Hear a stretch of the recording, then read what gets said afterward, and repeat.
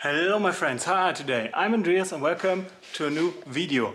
No intro this time because it's a rather short video that I unfortunately have to make to appease the YouTube algorithm gods, so sorry for that one.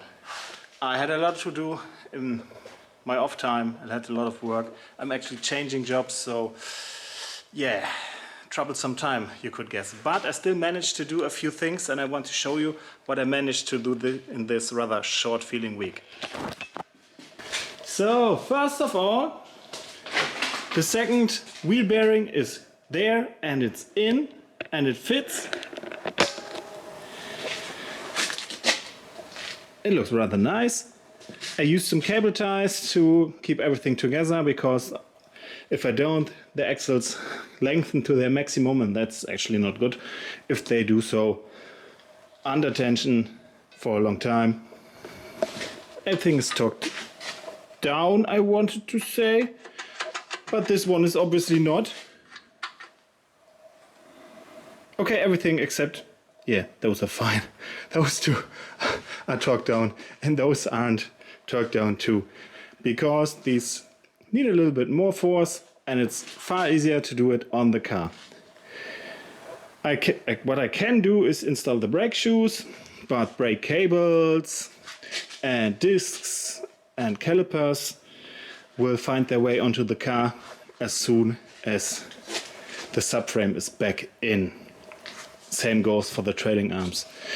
Because if I put everything on, which I could, because the mounts for the trailing arms are there, everything over here is there, I would have the issue that all this would just get even heavier. It's already very heavy because of this marvelous construction, but it would get even heavier, and obviously I don't want that because it would get even more difficult to get it back inside the car.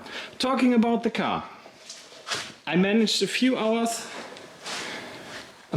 do a few hours more underneath the underbody. You've already seen the fuel tank, that it's actually ready to go in.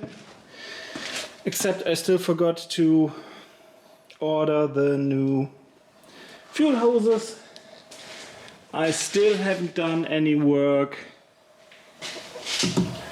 on the filler. And I hope the camera at least can show you that I've worked further along the frame rails and the underbody, sorry.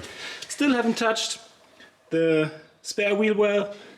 Still haven't gotten loose the fuel filter, it's not a filter, the evap, because the bolts don't want to loosen themselves. So that's probably a thing for next week, and I've decided to make up for this video that we should start cutting next week.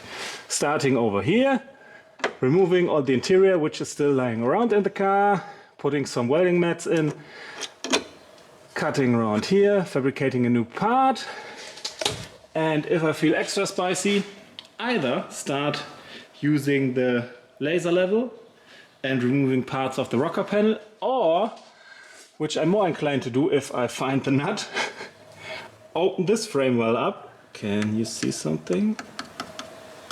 You can't. Oh, now you probably can. Open this frame rail up and weld back on the nut, which means the hole I drilled on top will be absolutely useless. But hey, so's life. Sometimes you do stuff one time, sometimes you do twice, thrice, or as long as necessary.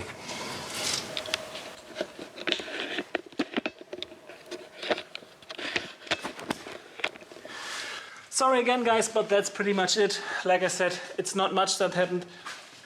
For myself, I am happy that I at least managed to do a little bit, that I didn't let it slide, which happened back in times far too often. That's why my cars don't get done. So I think it's the third time. Sorry again guys for the short video. Next week will be a longer one. Again, for the YouTube gods, please like, share and subscribe, and we see each other next week. Bye bye.